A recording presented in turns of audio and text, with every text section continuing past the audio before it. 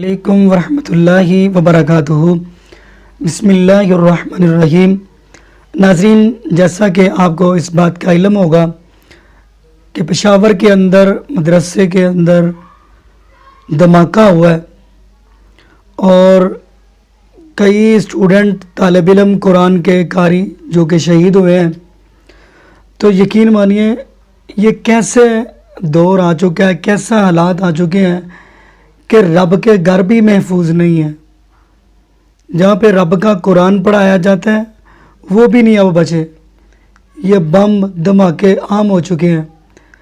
تو آپ کو جو بات بتانے والا ہوں وہ بڑی اہم ہے کہ جب دھماکہ ہوا ہے، طالب علم شہید ہوئے ہیں، تو وہاں پہ ایک شہید قرآن بھی پڑھا ہوا ہے۔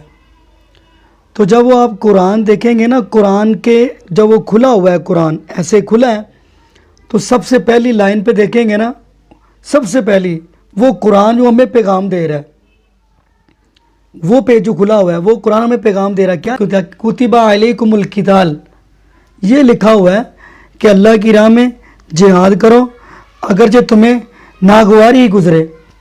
یہ قرآن ہمیں جہاد کی دعوت دے رہا ہے۔ اب قرآن ہمیں یہ پیغام دے رہا ہے، اعلان دے رہا ہے۔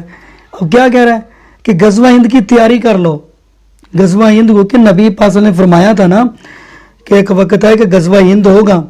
یہ سنن نسائی کی حدیث ہے، حضرت ثوبان رضی اللہ تعالیٰ اس حدیث کے راوی ہیں۔ فرماتے ہیں کہ نبی پاک صلی اللہ علیہ وسلم نے فرمایا، نبی پاک فرماتے ہیں کہ دو گروہ ایسے ہوں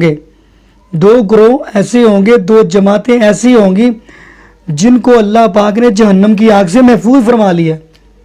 پہلا گروہ کون سا ہے؟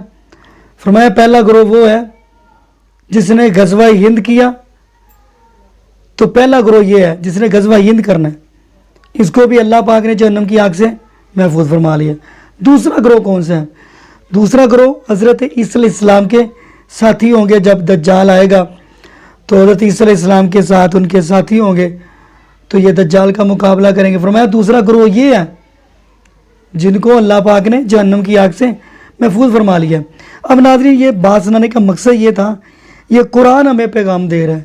کہیں استغفر اللہ فراز کے اندر نبی پاک کی گستاخی، اور کہیں استغفر اللہ قرآن کی توہین کہیں جا رہی ہے، کہیں استغفر اللہ جہاں پہ اللہ کا قرآن پڑھایا جاتا ہے وہاں پہ دھماکے کیے جا رہے ہیں۔ تو ناظرین، میں یہ دعا کروں گا اللہ پاک ہمیں اس قرآن کے پیغام کو عام کرنے کی، اور اللہ پاک ہمیں غزوہ ہند کرنے کے لیے اللہ پاک ہم سب کو چن لے، تاکہ اللہ پاک ہم پہ جہنم کی آگ سے ہم کو محفوظ فرما لے، ہمیں اللہ پاک بغیر حساب سے جنت کا داخلہ عطا کر دیں۔ جزاکم اللہ خیرہ، احسن الجزا۔ السلام علیکم ورحمۃ اللہ وبرکاتہ۔